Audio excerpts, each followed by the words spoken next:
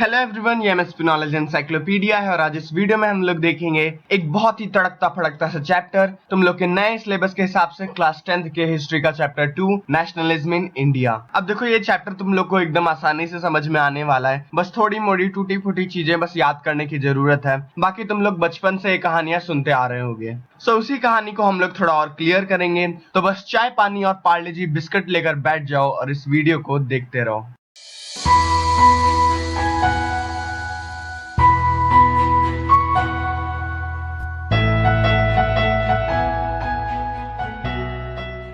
Introduction part है, इसमें हम लोग देखेंगे कि आखिर इस पूरे चैप्टर में हम लोगों को पढ़ना क्या है। मैं तुम लोग को ये चैप्टर एकदम स्टोरी की तरह समझाऊंगा जिससे कि तुम लोग के दिमाग में याद रखने में थोड़ा आसानी हो, क्योंकि मुझे पता है अगर पॉइंट वाइज बताऊंगा तो एग्जाम टाइम तक वो सब खिचड़ी बन जाएगा। हम लोगों की स्टोरी की शुरुआत होगी वर्ल्ड वॉर 1 से, मतलब 1914 टू 1947। अब इस टाइम पीरियड के बीच में कई सारी तड़कती फड़कती चीजें होती हैं, कई तड़के लगते हैं, कई मिर्च मसाला पड़ता है, उन सबको हम लोग अच्छे से कवर करते जाएंगे। तो चलो बिना टाइम वेस्ट किए अपने स्टोरी को हम लोग शुरू करते हैं। तो देखो सीन ये था कि वर्ल्ड वॉर 1 हो रहा था, सभी देश आपस में ये झोटा झोटी कर रहे थे, लड़ रहे थे, उसमें से ब्रिटेन भी एक हिस्सा था। अब देखो क्योंकि इंडिया भी ब्रिटेन की एक कॉलोनी बन चुकी थी उस टाइम पर, तो इंडिया को भी वर्ल्ड वॉर 1 का बोझ झेलना ही था। तो देखो अब क्वेश्चन आता है कि वर्ल्ड वॉर 1 का इंडिया पर क्या इम्पैक्ट पड़ा।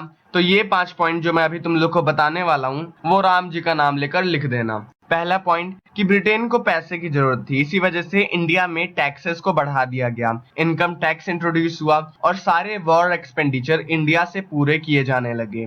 सेकेंड पॉइंट, 1913 टू 1918 के बीच में इंडिया में जितने भी गुड्स थे उनका दाम दुगना हो गया। थर्ड पॉइंट, विलेजेस में फोर्स रिक्रूटमेंट होने लग गए, मतलब कि कई लोगों को बंदी बनाकर पकड़ा जाता और युद्ध लड़ने के लिए भेज दिया जाता, मतलब देहाती भाषा में बोलें तो बलि का बकरा बनाकर भेज दिया जाता था। इसके बाद फोर्थ पॉइंट कि उस टाइम पर इंडिया में क्रॉप फेलियर हो गया, मतलब बैड हार्वेस्ट हुई, इसी वजह से फूड की शॉर्टेज भी होने लग गई। इसके बाद फिफ्थ पॉइंट सोने में सुहागा ये हुआ कि उस वक्त अकाल और महामारी से इंडिया का मेजर पोर्शन ग्रसित हो गया और रिपोर्ट्स के हिसाब से 12 टू 13 मिलियन लोग फैमाइन और एपिडेमिक की वजह से मारे गए, मतलब इंडिया के लोगों की जिंदगी एकदम तहस नहस हो गई। अब देखो मूवीज में क्या होता है कि जब एकदम दिक्कत आती है, जब जनता एकदम परेशान हो जाती है, तब होती है हीरो की एंट्री, और उसी बीच में हम लोगों के पिक्चर की हीरो की एंट्री होती है सीधे अफ्रीका से।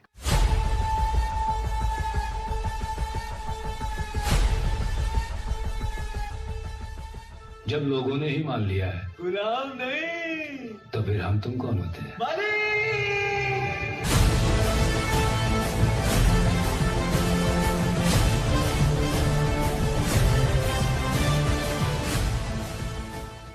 और जनवरी 1915 में अफ्रीका से गांधी जी वापस इंडिया आते हैं। अब हम लोग देखेंगे कि गांधी जी क्या क्या धूम मचाते हैं इंडिया में आकर। अब देखो गांधी जी जैसे ही इंडिया आए, इंडिया वालों को ये पता था कि गांधी जी अफ्रीका में एकदम धूम मचाकर आ रहे हैं। उन्होंने अफ्रीका में कई सत्याग्रह भी किए थे और गांधी जी को भी अपने सत्याग्रह पे पूरा विश्वास हो गया था। अब जैसे ही गांधी जी आए उन्होंने कई सारे सत्याग्रह किए, और अगर तुम लोग उस टाइप के बच्चे हो जो एसएसटी का मैप झलक दिखला दिखला कर पास करते हो,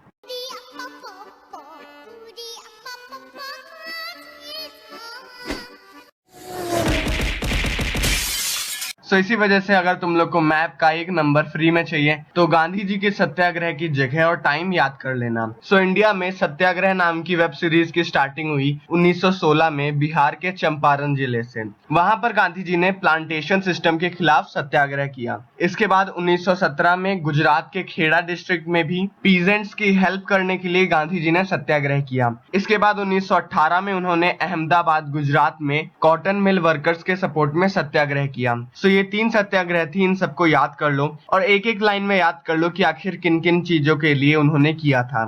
सो देखो हम लोग की स्टोरी एकदम अच्छे से चल रही थी, लेकिन हम लोग के स्टोरी में होती है विलन की एंट्री रॉलेट एक्ट से। अब जिन लोगों को नहीं पता है कि ये रॉलेट एक्ट किस बला का नाम है, तो देखो ये रॉलेट कानून एक ऐसा कानून था जिसने ब्रिटिशर्स को बहुत ज्यादा पावर दे दी थी। अब ब्रिटिशर्स किसी को भी कैद कर सकते थे, किसी भी पॉलिटिकल लीडर को जेल में बंद कर सकते थे और 2 साल तक उसे बिना किसी पेशी के, बिना कोर्ट में ले जाए अपने पास ही रख सकते थे और पूछताछ कर सकते थे। मतलब कि अब तुम लोग देख सकते हो कि अब ब्रिटिशर्स जो चाहे वो कर सकते थे। इसी के खिलाफ गांधी जी ने रॉलेट सत्याग्रह शुरू किया और 6 अप्रैल को एक हड़ताल से उन्होंने इसकी स्टार्टिंग की। इस हड़ताल से क्या हुआ, सभी मार्केट्स बंद कर दिए गए, सभी लोग विरोध पर उतर आए ब्रिटिश सरकार के। फिर जब ब्रिटिश सरकार को लगा कि नहीं, अब ब्रिटिश सरकार के लिए दिक्कत बढ़ सकती है, इसी वजह से उसने अमृतसर जिले में जहां पर रॉलेट सत्याग्रह की धूम मची हुई थी, वहां पर मार्शल लॉ लगा दिया। अब मार्शल लॉ का मतलब होता है सारी पावर्स आर्मी के हाथों सौंप देना। ये तब होता है जब वहां के लोकल गवर्नमेंट से वहां की स्थिति संभाली नहीं जाती है। सो ऐसा ही हुआ, अमृतसर में मार्शल लॉ लगा दिया गया। ऐसे ही करते करते आखिर में आ गया 13 अप्रैल का दिन, जिस दिन जलियांवाला कांड होना था। सो हंड्रेड्स ऑफ पीपल सुबह जलियांवाला बाग में इकट्ठा हुए। कुछ लोग गवर्नमेंट का विरोध करने के लिए और कुछ लोग बैसाखी मेला अटेंड करने के लिए वहां पर गए। अब देखो, मार्शल लॉ लगा हुआ था, वहां पर जनरल डायर ने सोचा कि अगर हम लोगों को सत्याग्रहियों के अंदर डर फैलाना है तो हम लोगों को इन लोगों को अच्छे से सबक सिखाना पड़ेगा। तो जनरल डायर फौज की एक टुकड़ी लेकर जलियांवाला बाग के मेन गेट पर खड़ा हो गया। उसने एग्जिट गेट्स बंद करवा दिए और इसके बाद एक छोटी सी वार्निंग देने के बाद फायरिंग शुरू करवा दी। तड़ तड़ तड़ तड़ गोलियां बरसती रहीं और हजारों लोग मरते रहे। बच्चे, बूढ़े, जवान सभी लोग वहां पर मारे गए। इसी को हम लोग जलियांवाला बाग मैसेकर के नाम से जानते हैं। अब गवारों, मैसेकर को मैसेकरे मत पढ़ लेना, वरना क्लास में भरी महफिल में बेइज्जती हो जाएगी। सो इसको मैसेकरे नहीं मैसेकर बोलते हैं। स्पेलिंग थोड़ी उल्टी सीधी है तो दिल पे काबू रखकर याद कर लो। अब जैसे ही जलियांवाले मैसेकर की खबर पूरे देश में फैली, वैसे ही पूरा देश गर्म हो गया। चारों ओर से लोग पुलिस वालों के ऊपर हमला करने लग गए और बदले में पुलिस वाले भी और क्रूर होकर डंडा बरसाने लग गए, गोली बरसाने लग गए, कोड़े बरसाने लग गए और एकदम गर्म माहौल हो गया पूरे कंट्री में। अब इसको देखकर गांधी जी ने सोचा कि ये क्या कर रहे हो तुम लोग, मेरे नॉन वायलेंस वाले आइडिया को तुम लोग मिट्टी में मिला रहे हो। इसी वजह से उन्होंने रॉलेट सत्याग्रह बंद करवा दिया। अब देखो, गांधी जी ये सोचते थे ना कि इंडिया में ब्रिटिशर्स इसी वजह से हैं क्योंकि इंडिया वाले ब्रिटिशर्स के साथ कोऑपरेट कर रहे हैं, इसी वजह से ब्रिटिशर्स का धंधा चल भी रहा है। उन्होंने अपनी बुक हिंद स्वराज में यही कहा था कि अगर इंडिया ब्रिटिशर्स के साथ कोऑपरेट करना बंद कर दे तो 1 साल के अंदर अंदर ये अंग्रेजी हुकूमत इंडिया से चली जाएगी। सो यही सोचकर गांधी जी ने नॉन कॉपरेशन नामक मुद्दा उठाया और उसे सितंबर 1920 कांग्रेस कलकत्ता सेशन में नॉन कॉपरेशन मूवमेंट की बात उठाई। अब देखो, हम लोग की मूवीज में कुछ ट्विस्ट और टर्न आने वाले हैं। तुम लोग के दिमाग में होगा कि क्या कांग्रेस वाले इसका समर्थन करेंगे, क्या नॉन कॉपरेशन मूवमेंट को वो लोग इतने आसानी से अडॉप्ट कर लेंगे, क्या देश को आजादी मिलेगी,